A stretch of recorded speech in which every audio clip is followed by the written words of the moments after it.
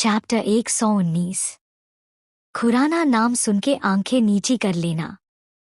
अब तक आपने देखा कि कैसे अम्यांश आरवी से शिवाय को दूर करने लगता, लेकिन शिवाय उसे उठाकर अरहान की गोद में फेंक देता है। उसके बाद अरहान उसे वार्ड से बाहर ले जाने लगता है तो वह नखरे दिखाता है कि आरवी सिर्फ उसकी मॉम है और वो किसी को उन्हें टच नहीं करने देगा, लेकिन अरहान उसके मुंह को बंद करके अपने साथ बाहर लेकर चला जाता है।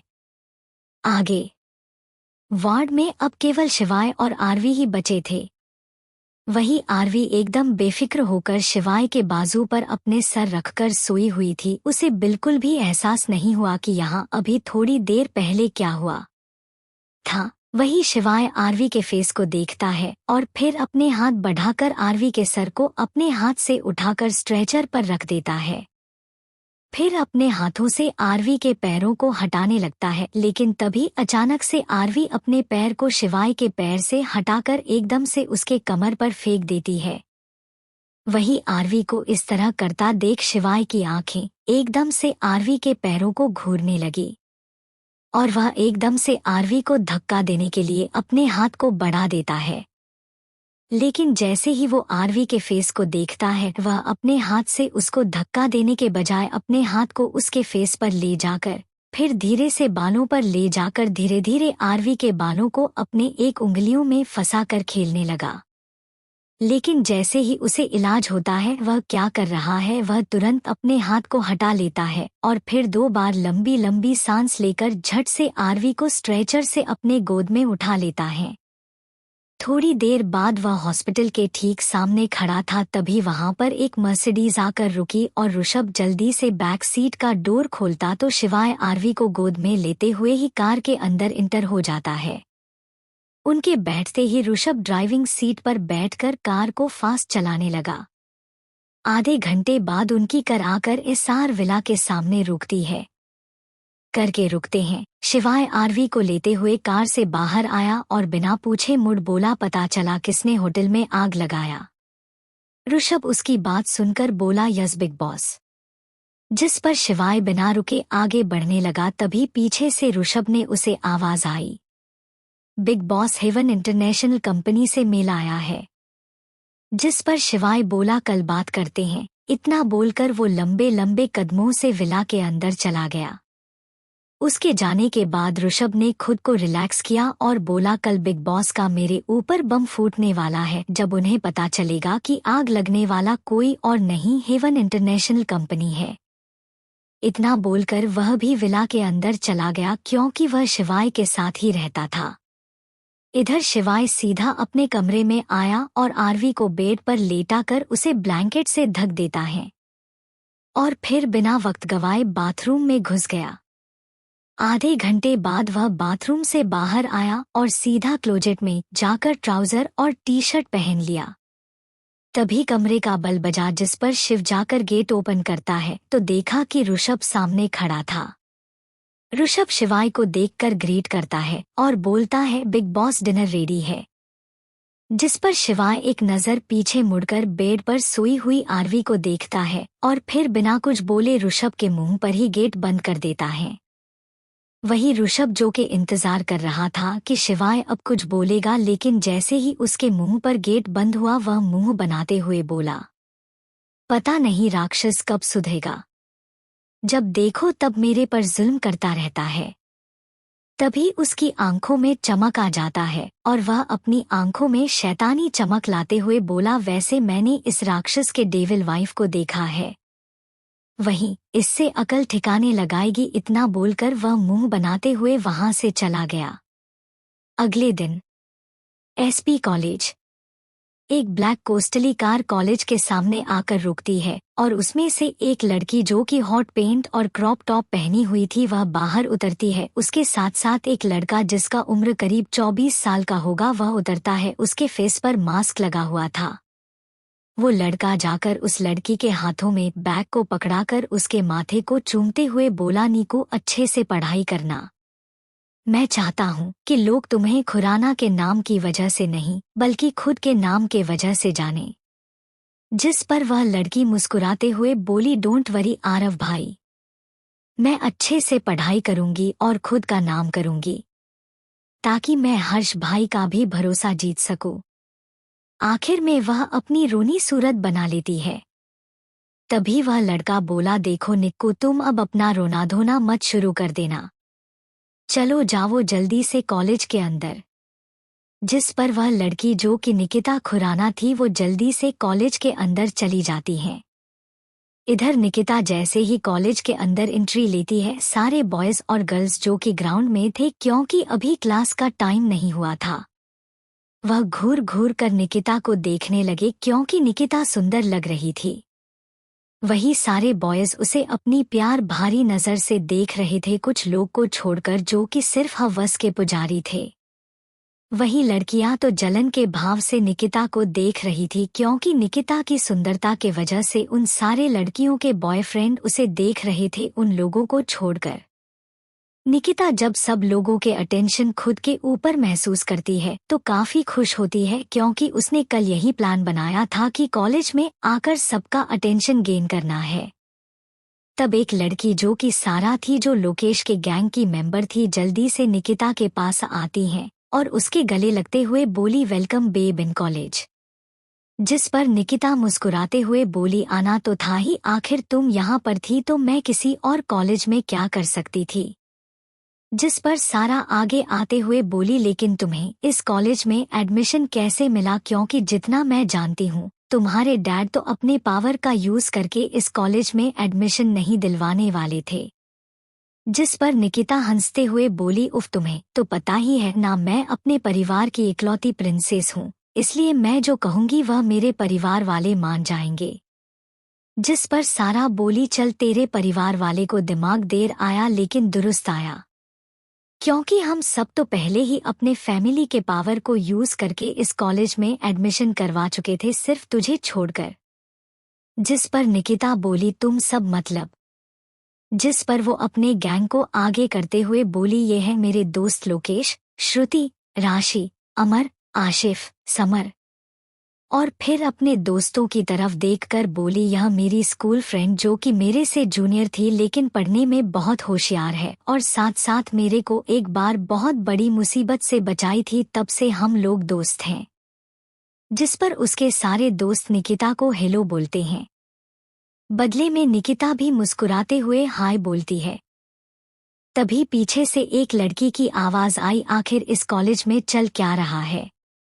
मुझे विश्वास नहीं हो रहा है कि हम इस कॉलेज में इतने सुंदर सुंदर लड़कियों को देख पा रहे हैं। पहले वो मिस ब्यूटी क्वीन जो कि अपने सीनियर से पंगा लेने से भी नहीं डरी, और अब ये। तभी किसी दूसरे लड़के ने कहा, हाँ तुम सही कह रही हो, लेकिन पहले हमें यह जानना चाहिए कि आखिर यह न्यू स्टूडेंट है कौन, किस फैमिली से बिलोंग करती है। जिस पर लोकेश का ग्रुप में से सारा बोली, सुनो ये मेरी फ्रेंड निकिता खुराना है। खुराना अंपायर की इकलौती प्रिंसेस, इसलिए सारे लोग इसे तमीज और रिस्पेक्ट से बात करना, नहीं तो तुम और तुम्हारे परिवार वाले एक को 1 मिनट भी नहीं लगेगा रोड पर आने में।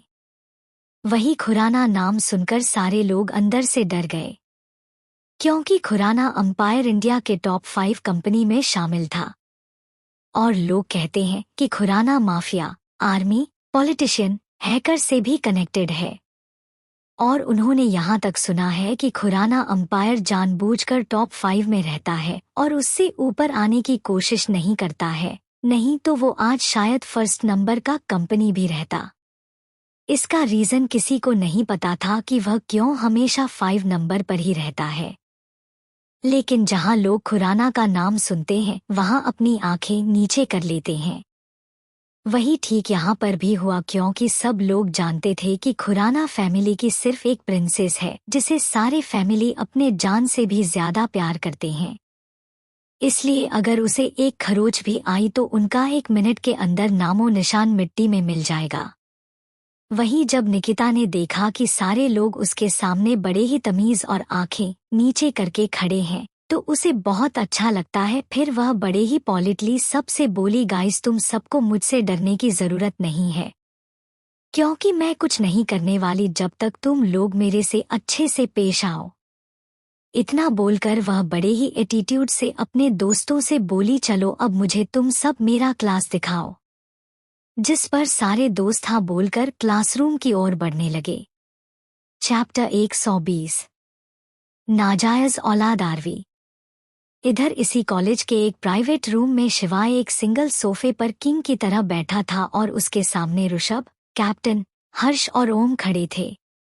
तभी ऋषभ डरते हुए बोला, Big boss heaven international company की तरफ से मेल में यह बात लिखा हुआ है कि वह अपने रूल्स और रेगुलेशन एसआर इंडस्ट्री के हिसाब से नहीं रखेंगे, बल्कि उनका रूल्स और रेगुलेशन उनका खुद का होगा, क्योंकि उन्हें नहीं पसंद कि कोई उनके ऊपर रोक टोक लगाए।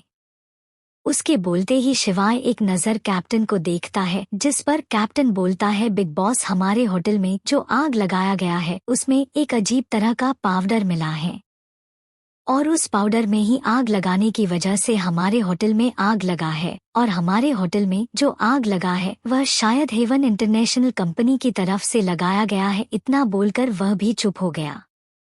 तभी शिवाय एक नज़र ओम को देखा है, जिस पर ओम बोला, बिग बॉस मुझे नहीं पता है ये मुझे आपसे डिस्कस करना चाहिए कि नहीं, लेकिन मुझे लगता है कि होटल ब्लू हेवन और हेवन इंटरनेशनल कंपनी में कोई रिलेशन है। जिस पर ऋषभ उसे घूर कर देखता है तो ओम बोला, देखो जानता हूँ तुम्हें ऐसा नहीं लगता, लेकिन तुम लोग भी तो सोचो, हेवन इंटरनेशनल कंपनी और ब्लू हेवन होटल दोनों ही एक साथ आज से लगभग 3.5 महीना पहले खुला था, और 3.5 महीना में है ये कंपनी और होटल आज हमारे कंपनी और होटल को टक्कर दे रहा है। वहीं उसकी बात सच सुनकर सब सोच में पड़ जाते हैं, शिवाय के। तभी शिवाय अपनी चुप्पी तोड़ते हुए बोला, गेट आउट। उसका इतना बोलते हैं ऋषभ, ओम, कैप्टन बाहर जाने लगे सिर्फ हर्ष को छोड़कर। जिस पर ओम हर्ष से बोला, क्या तुझे अलग से इनविटेशन कार्ड देना पड़ेगा बाहर चलने के लिए। जिस पर हर्ष उसे एक लुक देकर जाकर शिवाय के सामने वाले सोफे पर बैठ गया। वहीं उसको बैठता देख ओम कुछ बोलता उससे पहले ही उसे शिवाय के घूरती हुई नज़र खुद पर महसूस हुई, इसलिए वह जल्दी से वहां से भाग गया, साथ साथ ऋषभ और कैप्टन भी। उनके जाने के बाद शिवाय बोला, इतने डिस्टर्ब क्यों हो।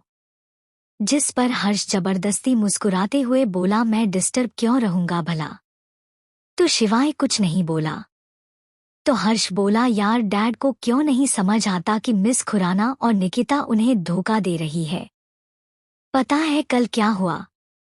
जब मैं कल विला पहुंचा तो डैड के हाथों से खून बह रहा था, शायद वह गुस्से में कांच पर हाथ मार दिए थे, लेकिन मिसेस खुराना को उनकी हाथों को कोई फिक्र नहीं थी, बल्कि वह अपनी बेटी को प्यार से चुप करवा रही थी, क्योंकि उनकी प्यारी बेटी को हमारे इस कॉलेज में एडमिशन चाहिए था। इससे ही जान लो मिसेस खुराना और निकिता कितनी बेकार औरत हैं। उसके इतना बोलते ही शिवाय बोला, मिसेस खुराना बुरी नहीं, बल्कि तुम्हें गलतफहमी हुई है। एक बार मौका दो उन्हें समझाने का। जिस पर हर्ष चिढ़ते हुए बोला, तुम हमेशा मॉम की साइड क्यों लेते रहते हो। जिस पर शिवाय बिना भाव के बोला, because she is like my mother. और फिर वह उठकर उस प्राइवेट रूम से निकल गया। उसके जाने के बाद हर्ष सीरियस अंदाज में बोला, काश ऐसा ही हो जैसा तुम सोच रहे हो। ऐसा बोलते वक्त उसके चेहरे पर एक मुस्कान थी, लेकिन जल्द ही उसकी मुस्कान टेंशन में बढ़ गई और वह अपने माथे को रगड़ते हुए बोला, तुम उन्हें अपनी मॉम मानते हो और वह भी तुम्हें अपना बेटा मानती है, लेकिन ये हम खुराना ही जानते हैं कि वह तुम्हें अपना दामाद बनाना चाहती हैं। इसलिए तुम्हें निकिता से शादी करनी पड़ेगी, लेकिन निकिता ऐसी लड़की नहीं है जिसे तुम डिजर्व करते हो। लेकिन अगर मिसेस खुराना चाहेगी कि तुम उनके दामाद बनो तो उन्हें कोई भी नहीं रोक सकता तुम्हें उनके दामाद बनने से, तुम भी नहीं शिवाय। इधर निकिता अपने क्लासरूम में आई तो देखी कि सारे लोग अपनी अपनी सीट पर बैठे हुए हैं, तो वो भी जाकर सबसे आगे वाले सीट पर बैठ गई। तभी उसे कुछ याद आया और वह अपने दोस्त से पूछी, वैसे ये न्यू ब्यूटी क्वीन कौन है जिसके बारे में लोग ग्राउंड में बात कर रहे थे कि वह यहाँ की सबसे ब्यूटीफुल गर्ल है। उसकी बात सुनकर उसके सारे दोस्तों की यादें ताजा हो गई कि किस तरह से कॉलेज के सामने आरवी और उसके दोस्तों ने उन लोगों की बेइज्जती की थी और साथ साथ प्रिंसिपल ऑफिस तक बात पहुंच चुका था।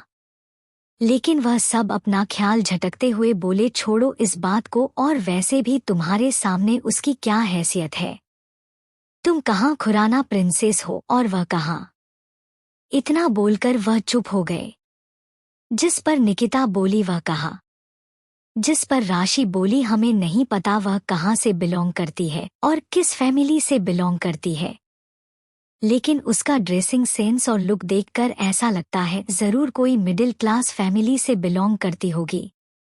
वही अपनी दोस्तों की बात सुनकर निकिता के फेस पर एक स्माइल आ गया, क्योंकि कहीं ना कहीं उसे बुरा लगा था कि ग्राउंड में स्टूडेंट आरवी के सुंदरता की तारीफ कर रहे थे उसके रहते हुए। लेकिन अब उसे अच्छा महसूस हो रहा था कि आरवी कोई बड़े फैमिली से बिलोंग नहीं करती है, बल्कि एक मिडिल क्लास फैमिली से बिलोंग करती है। इसलिए वह कितनी भी सुंदर क्यों ना हो, हुआ उससे आगे नहीं निकल सकती। तभी उसे याद आया कि उसके हर्ष भाई भी इसी कॉलेज में पढ़ते हैं, इसलिए वह तुरंत अपनी सीट से खड़े होते हुए बोली, सारा मेरे साथ चलो। और फिर वह सारा का हाथ पकड़कर लेकर जाने लगी। पीछे पीछे उसके गैंग भी आने वाले थे, लेकिन सारा ने उन्हें मना कर दिया। वह जैसे ही कमरे से बाहर निकली, निकिता से एक लड़की आकर टकरा गई। दोनों का सर एक दूसरे से टकरा गया था, जिससे निकिता अपना सर पकड़कर बोली, क्या तुम देखकर नहीं चल सकती? वही वो लड़की की नज़र जमीन की तरफ थी, उसने एक नज़र भी निकिता को नहीं देखा। इधर निकिता ने देखा कि सामने वाली लड़की कुछ नहीं बोल रही। तभी सारा उसके कान में बोली, यही आरवी है। उसके बोलने के बाद निकिता सामने खड़ी लड़की को देखने लगी, जो कि नीचे फुल लेंथ एस्कॉर्ट और ऊपर शोल्डरलेस टी शर्ट पहनी थी। इस ड्रेस में वो काफी ज्यादा खूबसूरत और एलिगेंट लग रही थी, साथ में यूनिक भी, क्योंकि आजकल की लड़कियों ने फुल लेंथ स्कर्ट पहनना छोड़ दिया था। वहीं एक बार को तो निकिता भी आरवी की सुंदरता देखकर हैरान रह गई, लेकिन जल्दी से वो अपना ख्याल झटककर आरवी से बोली, तुम जैसी मिडिल क्लास लड़कियां बहाना ढूंढती हैं कि कैसे एक अमीर लड़की से टकराऊं और उसे पैसा हड़पूं। तभी आरवी जल्दी से अपने नीचे गिरे हुए फोन को उठाती है और फिर एकदम से अपनी झुकी हुई आंखों को उठाकर निकिता को घूरने लगी। वहीं निकिता अभी सोच रही थी कि आरवी को क्या बोला जाए, लेकिन जैसे ही उसने आरवी की आंखों देखी, उसके कदम लड़खड़ा गए और वह पीछे गिरने की हुई, लेकिन सारा ने उसे संभाल लिया और फिर बोली, क्या हुआ निकिता? वही निकिता तो आरवी के आंखों को देखकर अपना होश गंवा बैठी थी।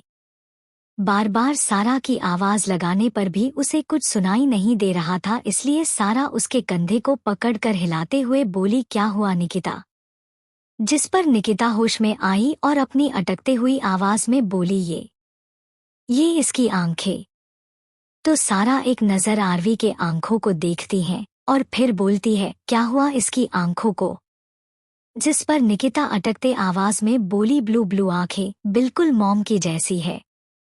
वही आरवी उसे इग्नोर कर अपने क्लासरूम में चली गई। इधर निकिता अभी भी बेसुध सी वहीं पर खड़ी थी, जिस पर सारा उसको समझाते हुए बोली, क्या हुआ निकिता, प्लीज पूरी बात बताओ। जिस पर निकिता खुद को संभालते हुए बोली, इस लड़की की आंखें बिल्कुल मेरी मॉम की आंखें जैसी है, नीली। वही यह बात सुनकर सारा भी हैरान हो गई और बोली, ऐसा कैसे हो सकता है? इस लड़की की आंखें तुम्हारी मॉम की जैसी कैसी हो सकती है? क्योंकि बच्चे के अधिकतर फेस और फीचर्स पेरेंट्स से आते हैं, कहीं ये तुम्हारी माँ की नाजायज औलाद तो नहीं? तभी उसके गाल पर एक जाकर थप्पड़ लगा, जिससे वह सीधा नीचे फ्लोर पर गिर गई। ये है रिबॉर्न इन विलेंस बॉडी स्टोरी। अगर स्टोरी पसंद आ रही है तो लाइक, शेयर, सब्सक्राइब और कमेंट जरूर कीजिए।